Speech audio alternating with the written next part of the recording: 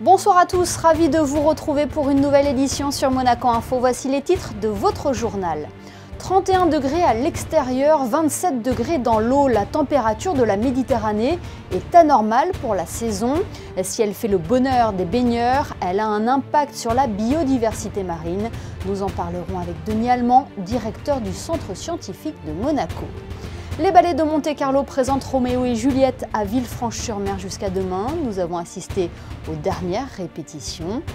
Il a voulu rendre à son métier toutes ses lettres de noblesse en ajoutant une démarche éco-responsable.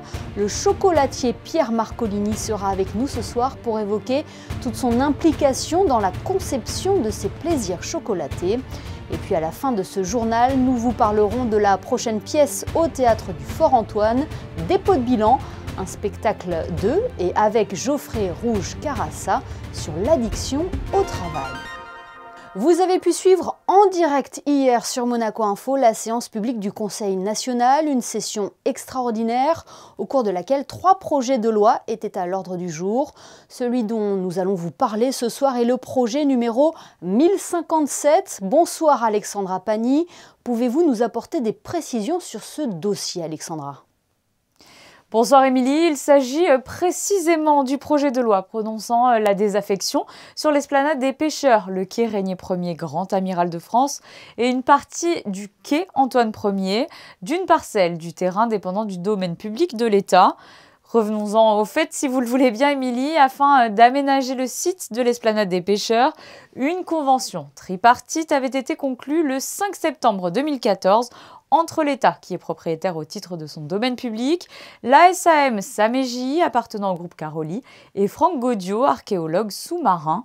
Le projet était de créer sur ce site une opération immobilière globale comprenant notamment une institution muséale à vocation culturelle et scientifique, le Centre de l'Homme et de la Mer, mais aussi la construction de logements privés, de commerces, bureaux, stationnements, une esplanade publique et un autre musée consacré, lui, à la famille princière.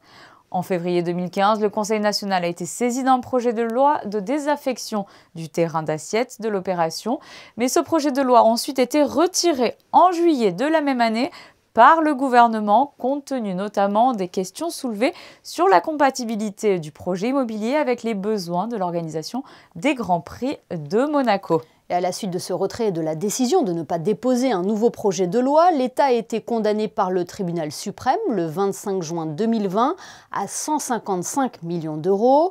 Suite à cette décision, le prince souverain a souhaité qu'une solution soit trouvée avec le promoteur pour un nouveau projet immobilier, Alexandra. Nouveau projet qui permettra de dégager une surface pour la pérennisation des Grands Prix et comprendra toujours le Centre de l'Homme et de la Mer, mais dont la superficie est revue un petit peu à la baisse. Un immeuble de logement domaniaux remplacera le musée de la famille princière, des jardins et espaces publics, des commerces et bureaux et un ensemble de parkings de 182 places. Une soulte de 10 millions d'euros sera versée à l'État et comme l'a demandé le Conseil national, une clause de revoyure a été ajoutée dans le but de répartir au bénéfice de l'État une partie des éventuels surprofits de l'opération. Et quels ont été les votes pour ce projet de loi hier soir alors ? Jeudi, donc 13 élus ont voté pour, 2 se sont abstenus et 1 conseiller a voté contre le projet. Ce compromis respecte rigoureusement 3 conditions conformément aux instructions du prince souverain. Assurer la pérennité du Grand Prix de Formule 1, garantir la desserte du site par les services de secours et enfin préserver les intérêts de la principauté. Merci Alexandra pour toutes ces précisions. Dans le reste de l'actualité, le ministre d'État poursuit ses visites auprès des acteurs économiques de la Principauté. Après Technipharma, en début de semaine, Pierre Dartout s'est rendu dans les locaux de la SBM Offshore à Fontvieille. Il a pu découvrir toutes les activités de cette entreprise référence dans le secteur de l'énergie offshore. Elle conçoit des systèmes flottants pour la production en mer, de pétrole et de gaz. Et depuis quelques années, elle met l'accent sur les énergies renouvelables en mer. L'INSEE vient de dévoiler sa dernière étude. Elle propose un focus sur le travail intérimaire en 2021. Les données dévoilent que 11 390 personnes ont travaillé au moins 1 heure sous ce statut. La main-d'œuvre d'intérimaire et le nombre d'heures travaillées ont nettement augmenté par rapport à 2020. Ce chiffre est supérieur à l'avant-crise et confirme donc un rebond de cette activité. La construction représente toujours plus de la moitié des missions effectuées par une population qui demeure très majoritairement jeune et masculine. Et puisque nous parlons de chiffres, un est à retenir ces derniers jours, 27 degrés, c'est la température de l'eau de la Méditerranée. C'est 5 à 6 degrés de plus que la normale. Avant de mieux comprendre ce phénomène avec le directeur du Centre scientifique de Monaco, Denis Allemand, nous sommes allés à votre rencontre pour savoir si l'eau est à votre goût. Propos recueillis par Christina Thomel. La mer, elle est très bien et pas chaude, pas froide, tiède, c'est très bien. La mer est absolument magnifique, c'est vraiment très agréable. Il y a beaucoup de poissons, c'est rigolo et on est vraiment chanceux d'être ici. C'est juste fantastique. Elle a une température idéale, c'est génial de s'y plonger quand il fait chaud dehors. En plus, le paysage est fantastique, c'est super calme, c'est vraiment super. Elle est belle, elle est définitivement plus belle qu'en Italie. La mer ici est transparente, elle est vraiment belle. Hier, elle était à 30 degrés, mesurée avec un thermomètre, et aujourd'hui, je pense qu'elle a dû perdre 2 degrés. Parce qu'on le ressent vraiment quand on a le masque, on va sous l'eau. Et elle est bonne quand même? Oui, c'est une bonne qualité, transparente, nickel. Les baigneurs les plus frileux ne vont pas forcément se plaindre de la température de la Méditerranée, mais cette hausse est aussi le reflet d'une situation inquiétante. Elle a un impact direct sur la vie marine, et pour en savoir plus, nous sommes avec le directeur du Centre scientifique de Monaco. Bonsoir Denis Allemand. Bonsoir. Les scientifiques parlent de canicule marine, est-ce que c'est le cas ? Oh oui, je pense qu'effectivement, actuellement, on peut parler de canicule marine. Les températures s'emballent à l'heure actuelle. On est arrivé à des températures qui sont supérieures à 30 degrés, très localement encore, ça à côté d'Aléria. Et globalement, dans notre région PACA, la température actuellement est supérieure aux moyennes entre 4 et 6 degrés. 4 et 6 degrés supérieurs à la moyenne normale des années précédentes. Mais il faut voir également que cette canicule marine se place dans un environnement dans lequel la température de l'eau de mer est déjà naturellement plus chaude. La Méditerranée est sûrement l'endroit, la mer du globe, où l'augmentation de température est la plus élevée. Elle s'élève ici en Méditerranée de façon à peu près 20% supérieure à la moyenne des mers et océans du monde entier. Parce que la mer Méditerranée est une mer fermée un peu particulière. Et comment on peut expliquer ce phénomène, professeur ? Alors, ce qu'on voit, hein, ces phénomènes de canicule deviennent de plus en plus fréquents. Comment on peut l'expliquer? Écoutez, je vous renvoie au rapport du GIEC. Depuis ces 20 dernières années, on sait que ces phénomènes d'augmentation de température et ces phénomènes un peu exceptionnels augmentent en fréquence et en intensité.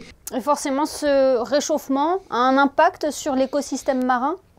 Tout à fait. Hein. Imaginez des organismes qui se retrouvent à des températures de 5 ou 6 degrés plus élevées que les conditions normales. Hein. Cette augmentation lente mais constante de la température fait que de plus en plus d'espèces léseptiennes, ce qu'on appelle les espèces léseptiennes, c'est les espèces qui viennent principalement de mer Rouge, bon, aussi un peu d'Atlantique, et qui passent par le canal de Suez. Donc ces espèces léseptiennes arrivent et s'installent de plus en plus facilement en Méditerranée. Il n'est pas rare maintenant, on voit des barracudas de façon constante ici dans nos régions. Donc il y a déjà, le premier effet, c'est cette tropicalisation de la Méditerranée qui est un phénomène constant. 1000 espèces de plus venues des pays chauds non indigènes. Et puis, la canicule aujourd'hui a aussi un impact sur la faune et la flore. On voit très nettement, enfin, nous, les plongeurs scientifiques du CSM l'ont observé, hein, on voit des gorgones par exemple qui pondent actuellement alors que normalement elles pondent en septembre. Donc on est 2 mois à l'avance. Actuellement, les espèces qui vivent un peu plus en profondeur sont encore protégées de ce réchauffement. Dès qu'il y aura la première coup de Mistral qu'il va y avoir, il va y avoir un mélange de cette eau entre l'eau de surface et l'eau de profondeur. Et là, ça risque d'affecter les espèces en profondeur. On se rappelle, dans la fin des années 90, 1999, on se rappelle les phénomènes de mortalité massive d'invertébrés marins, gorgones, corail rouge, mollusques, des mortalités massives qui avaient touché toute la partie de la Méditerranée occidentale, hein, des côtes italiennes, françaises et espagnoles. Vous prenez l'exemple des coraux que vous étudiez d'ailleurs au Centre scientifique de Monaco. C'est une espèce qui ne supporte pas les changements climatiques trop brutaux. Hein. Les impacts du réchauffement sont nombreux sur tous les éléments de notre vie, hein, aussi bien sur les stations de ski que sur la répartition des organismes. Mais c'est souvent des phénomènes qui se voient dans le temps. Alors que l'impact du réchauffement climatique sur les coraux, c'est ce qu'on appelle le blanchissement des coraux. C'est la rupture de la symbiose entre le corail et les algues symbiotiques qui viennent de ces tissus, qui font que les algues symbiotiques quittent le corail, dont les tissus deviennent transparents et on laisse voir le squelette blanc par transparence. C'est pour ça qu'on appelle ça le blanchissement. Et ça, c'est un phénomène visible à l'œil nu. C'est un phénomène qui peut se faire en quelques heures quand la température dépasse d'un demi-degré, une température seuil autour de 28 degrés. Et c'est un phénomène qui aujourd'hui est catastrophique, hein, qui affecte tous les récifs du monde entier.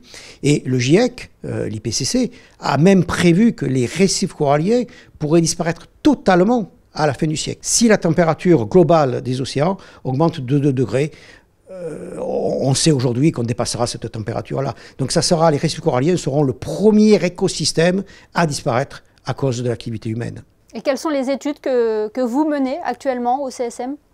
Alors, actuellement, il y a plusieurs études que l'on a menées ces derniers mois et qui concernent vraiment ce problème de réchauffement. La première étude, c'est une étude de notre département de biologie médicale qui montre qu'une bactérie qui est une bactérie très toxique, qui est Vibrio parahemolyticus, eh bien, on voit que l'augmentation de température de quelques degrés suffit à augmenter les capacités de cette bactérie à se fixer sur les supports et entre autres sur les plastiques. Eh bien, on voit que quand la température est en train d'augmenter, cette bactérie va se fixer de plus en plus facilement sur les plastiques qui vont être des vecteurs de cette bactérie qui vont pouvoir entrer beaucoup plus facilement dans la chaîne alimentaire, contaminer l'homme. Hein. Et donc on voit que la température là va avoir un effet direct intermédié par les plastiques sur la santé humaine. Une autre étude que l'on vient de publier, on s'est intéressé à la distribution des principales espèces de poissons pêcheurs méditerranéens.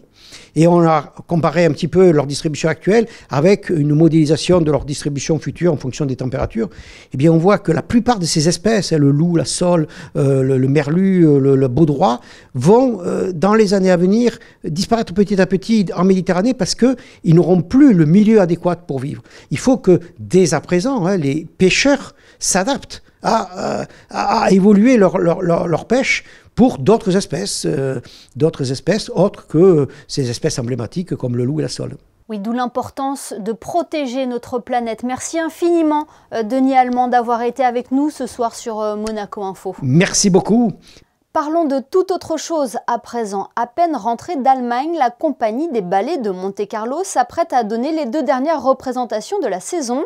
Et c'est à quelques pas de la principauté qu'ils se produisent ce soir et vendredi à la citadelle de Villefranche-sur-Mer où ils présentent l'emblématique Roméo et Juliette. Alexandra Pagny et son équipe ont assisté aux dernières répétitions.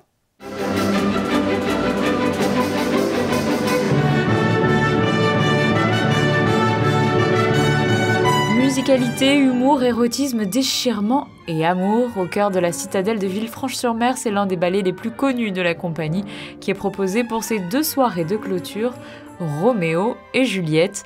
Près de 300 représentations à travers le monde et repris par plus de 20 compagnies. L'on peut parler d'un grand classique du répertoire de Jean-Christophe Maillot.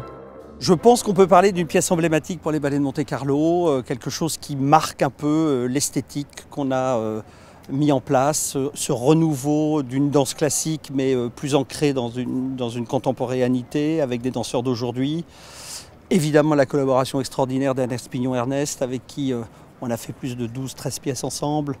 Dominique Driot, c'est vraiment l'équipe Kaplan, c'est l'équipe de départ, c'est l'équipe qui a généré en fait ce qui est pour moi le cœur même des ballets de Monte-Carlo aujourd'hui. Et dans le rôle des amants maudits, un duo qui s'est formé en octobre 2021, Francesco Resch et Catherine Schraeder. On se sent toujours autant stressé, ça change pas, je pense que ça changera jamais. Et on a toujours envie de faire mieux et juste de se challenger. Donc c'est toujours un peu cette adrénaline qui reste et cette envie de bien faire et voilà, enfin d'évoluer en fait dans le rôle. Au niveau émotion, c'est très très fort. Ça me demande toujours une grosse concentration quand même avant le spectacle. J'ai besoin de rentrer dans le rôle et de juste m'imprégner de Juliette. Une légère brise, le ciel étoilé et la rade de Villefranche-sur-Mer comme décor, les danseurs ne pouvaient rêver meilleure scène pour clôturer leur saison. Dernière répétition avant les 2 soirées de clôture pour les ballets de Monte-Carlo. Une année riche pour la compagnie après 2 années conditionnées par la pandémie, annonciatrice de bonnes nouvelles pour la future saison.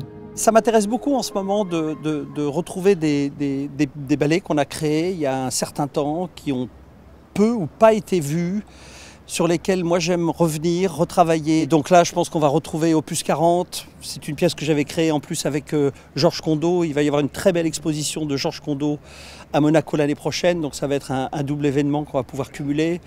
Je vais reprendre Les Noces parce que c'est un ballet que j'ai fait que 4 fois et que je trouve vraiment dommage de ne pas l'avoir plus travaillé. Et donc ça, on va pouvoir le faire. Et puis je vais retrouver Faust parce que c'est un ballet que j'aime beaucoup, que j'avais du mal à revoir depuis que Bernice s'était arrêtée. Et je pense qu'il est temps maintenant qu'elle est revenue sur scène. Non pas qu'elle revienne pour faire Faust, mais de retrouver ce ballet avec l'orchestre philharmonique au mois de décembre. Voilà ce que je peux vous dire pour le moment. Et puis il y aura 2 chorégraphes invités qui viendront, 2 fidèles que j'aime beaucoup, que sont Jeroen Verbruggen et Goyo Montero, ce jeune chorégraphe espagnol. Et puis encore d'autres surprises que nous dévoilerons plus tard. Notre prochain invité parle de son métier avec une grande passion. Pierre Marcolini a fait de son travail artisanal, du chocolat, son cheval de bataille. Le chocolatier belge sillonne la planète pour trouver les meilleurs crus de cacao et s'investit personnellement dans toutes les étapes de réalisation de ses produits. L'engagement d'un chocolat durable. Pierre Marcolini nous fait le plaisir d'être avec nous ce soir sur Monaco Info. Bonsoir. Bonsoir Monaco. Avant de parler de votre démarche éco-responsable et durable, un mot sur votre cœur de métier. Comment arrivez-vous à vous renouveler, à proposer régulièrement des nouveautés autour du chocolat? Écoutez, je pense que la grande chance, c'est d'abord avoir une équipe. J'ai une équipe extraordinaire, j'ai une équipe avec qui on est en parfaite symbiose et sur lequel évidemment j'ai une confiance totale. On a réussi à fédérer autour du projet de la maison Pierre Marcolini, donc de faire un chocolat qui soit différent, on en parlera. Autour de ce projet, un ensemble d'individus, d'artisans qui sont rentrés dans ce sillage-là. Et c'est là où ça devient intéressant, c'est qu'effectivement, le fait d'avoir cette équipe, d'avoir ces artisans, d'avoir un chef d'atelier, d'avoir une équipe managériale, me permet effectivement de pouvoir sortir de mon atelier, de pouvoir voyager, de pouvoir à la rencontre à la fois de cultures différentes, à la rencontre de produits différents. Et à partir de ça, vous avez un imaginaire qui peut se mettre en place et on peut créer. Oui, et vous investissez personnellement dans toutes les étapes des réalisations des produits. Vous torréfiez vous-même aussi les fèves. C'est ce qui fait ce chocolat différent, comme vous venez de le dire. Hein. Quand vous regardez la définition du dictionnaire, il est marqué le chocolatier, c'est celui qui fabrique son chocolat. Aujourd'hui, 90%, si pas 99% des chocolatiers font ce qu'on appelle de la transformation, vont travailler du chocolat. Ils vont travailler de la couverture de chocolat, ils vont en faire des tablettes, ils vont en faire des bonbons de chocolat, ils vont en faire des friandises. Et ce constat qui m'a un petit peu alarmé, c'était de me dire, mais au fond, la génération des chocolatiers au début du XXe siècle partait à partir de la fève de cacao, la torréfiait, comme vous venez de le dire, et cette démarche-là, et je l'ai entrepris effectivement en 2000 en disant « je veux retravailler au cœur de mon métier ». Et ça a été toute une démarche autodidacte, et c'est de comprendre, les débuts évidemment c'était à la fois entre la joie et la tristesse, entre le désespoir et le bonheur, et c'est vrai qu'aujourd'hui, faire un chocolat à partir de la fève de cacao, ça pourrait paraître quelque chose de normal alors que ça ne l'est pas, mais en même temps, c'est un bonheur absolu parce que vous allez à la rencontre de l'autre, vous essayez de comprendre c'est quoi une fève de cacao, quel est son environnement, puisqu'on est dans le monde du végétal. Vous comprenez qu'en réalité, les fèves de cacao sont comme dans le monde du vin. On est dans des types de cépages, donc on parle de Trinitario, on parle de Forastero, on parle de Criollo. Ce sont évidemment des cacaoyers qui sont à la base de cela. Et comme vous l'avez dit tout à l'heure, on fait un chocolat d'auteur. C'est à partir du moment où vous maîtrisez un processus d'achat, un processus de torréfaction, eh bien, vous allez faire un chocolat différent et qui fait qu'effectivement, si j'ai envie de torréfier plus, je torréfie plus. Si je veux mettre d'autres matières premières, par exemple, dans le chocolat au lait, si je veux rajouter une vanille de Madagascar, mais si je veux envie de rajouter une vanille Tahiti, si j'ai envie de rajouter aujourd'hui cette fameuse vanille fumée, je pourrais mettre dedans. La poudre de lait, vous pouvez la sélectionner. Bref, on se rend compte effectivement qu'en amont, le fait de pouvoir travailler cela va vous permettre effectivement de faire un chocolat qui soit différent. Différent, unique et authentique. Il y a un autre aspect qui vous tient à cœur, Pierre Marcolini, c'est la démarche éco-responsable et durable. Vous êtes depuis quelque temps l'un des pionniers du mouvement Bean to Bar. Expliquez-nous ce mouvement. Oui. En fait, c'est un mouvement qui constitue effectivement à se réapproprier son métier, c'est-à-dire de repartir à partir de la fève de cacao. La première démarche, c'est de consolider. La deuxième démarche, c'est la qualité. La troisième démarche, c'est évidemment le respect. Ça va être effectivement de rémunérer convenablement un planteur, puisqu'on n'a pas d'intermédiaire. Si vous voulez comprendre, c'est comme si vous parliez à un restaurateur qui a trouvé quelqu'un qui lui vend des légumes absolument extraordinaires ou des fruits extraordinaires. C'est rarement sur le prix qu'il va commencer à discuter. C'est surtout sur une qualité. Il y a une prise de conscience d'une société que aujourd'hui, elle n'est plus basée que sur des profits. Vous l'entendez dans le chocolat avec le mouvement Bean to Bar, mais vous l'avez aussi dans le café, vous l'avez aussi dans plein d'ingrédients, regardez dans les vins nature, etc. On sent qu'aujourd'hui, il y a cette génération qui dit « je veux me réapproprier, je veux être dans la transparence, je veux être dans l'authenticité et je veux comprendre ce que je suis occupé à faire ». Et c'est ça aussi qui vous motive à vous inscrire dans une certification Bicorp au courant de l'année prochaine. À quoi correspond cette certification? Elle a ce mérite d'être une certification qui va à du 360 degrés. Donc c'est vraiment très circulaire en fait. Il y a un regard sur, 1, comment vous vous comportez au niveau de vos fournisseurs. 2, comment vous vous comportez par rapport à la planète. Et la certification regarde aussi ce que vous faites en tant qu'engagement de votre société. Quelle est la mission de la société? À quoi elle correspond? Et puis après ça, il y a effectivement autre chose qui est comment vous vous comportez au niveau de votre personnel. Comment est-ce qu'il y a un plan de carrière? Comment est-ce qu'effectivement les gens s'épanouissent au sein de l'atelier ou au sein effectivement de votre entreprise? Et puis après, c'est comment vous vous comportez par rapport aux clients. Et c'est ça qui nous intéresse effectivement, c'est pour ça qu'on s'est inscrit. Et c'est un processus évidemment qui dure du temps, donc ce sera 2023, et si pas 2023, en tout cas 2024, mais en tout cas, on est dans l'action, ça c'est certain. On sera attentif à cela. En attendant, on peut goûter tous vos plaisirs chocolatés dans vos boutiques, dont une se trouve en Principauté. Merci infiniment, Pierre Marcolini, d'avoir été avec nous ce soir sur Monaco Info. Je vous remercie à vous et excellentes vacances en tout cas à tous. Le Théâtre du Fort Antoine poursuit sa programmation après avoir dernièrement mis à l'honneur la légende du blues Nina Simone. C'est une question d'actualité qui sera évoquée sur scène demain soir, l'addiction au travail. Dépôt de bilan, c'est le nom de la pièce, c'est une création de la compagnie La Gueule Ouverte. À la veille de monter sur les planches, Christine Datomel et Alexandra Paolini ont rencontré le comédien Geoffrey Rouge-Carassa. Dépôt de bilan dresse l'histoire d'un père de famille, chef d'entreprise qui rentre tout juste de vacances et qui, tellement empressé de retrouver son travail, réalise qu'il a oublié sa femme et ses enfants sur la plage. Une pièce pleine de rebondissements, jouée à la perfection et qui lève le voile sur les risques et les conséquences de l'addiction au travail. Je suis parti d'une interview d'une salariée qui a passé 30 ans de sa vie dans la même boîte, une boîte de maintenance en groupe électrogène. Et au départ, je voulais écrire un spectacle sur une épopée sur plein de salariés d'une entreprise. Sauf qu'il me manquait un fil rouge, il me manquait une thématique qui permettait de traverser la pièce. Et donc j'ai choisi la question de l'addiction au travail parce que c'est un sujet qui me touche personnellement et qui m'intéresse. Je crois que c'est une pièce qui ne laisse pas indifférente parce qu'elle fait vivre quelque chose d'un peu particulier au spectateur. Elle lui propose énormément d'émotions et d'attention. Je ne veux pas en dire plus que ça, mais c'est vrai que c'est une pièce qui fait appel à la performance, qui fait appel à la frustration, qui fait appel au choc. Et c'est vrai que quand on a créé cette pièce, on a créé déjà 7 versions de cette pièce, parce qu'on voulait de plus en plus que l'acteur, mais aussi le spectateur, touche intimement ce qu'est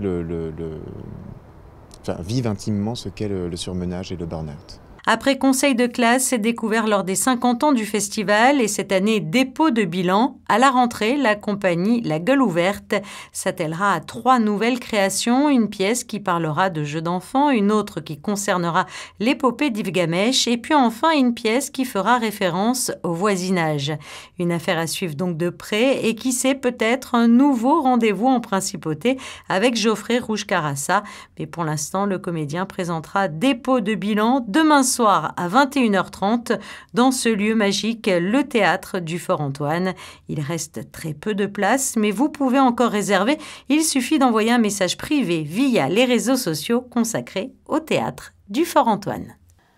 Un mot de sport avant de nous quitter. L'AS Monaco termine sa pré-saison sur une défaite face à Southampton. Après avoir ouvert le score grâce à Golovin, les Monégasques se sont finalement inclinés 3-1. Cap désormais sur le coup d'envoi de la saison avec le 3e tour préliminaire de Ligue des Champions. L'AS Monaco reçoit le PSV Eindhoven mardi à 20h au Stade Louis II. Et puis, il l'a annoncé hier sur ses réseaux sociaux, Julien Gobot met un terme à sa carrière. Le gymnaste de l'Étoile de Monaco aura atteint son rêve en représentant son pays, la France, au plus haut niveau, comme à Rio, aux Jeux Olympiques. Il aura également porté haut les couleurs de la principauté lors des Jeux des petits États d'Europe en 2013, par exemple, mais aussi et surtout avec l'Étoile de Monaco, club qui lui a ouvert les bras il y a 16 ans. Nous lui souhaitons le meilleur pour la suite. Avant de refermer ce journal, on retrouve Alexandra Pani pour les prévisions météo. Quel temps fera-t-il demain, Alexandra ? Les nuages se feront de plus en plus présents sur la journée de vendredi, Émilie, mais les températures seront encore élevées, ce qui risque d'entraîner des orages en fin de journée. Du côté des plages, l'eau est à 28 degrés. Et en ce 29 juillet, nous fêterons les Martes. Merci Alexandra et merci à vous de nous être fidèles chaque soir sur Monaco Info. On se quitte en images avec les photos de Stéphane Dana qui a pu se rendre compte de la reprise du tourisme en principauté et ça fait plaisir à voir. Passez une excellente soirée et à demain pour une nouvelle édition.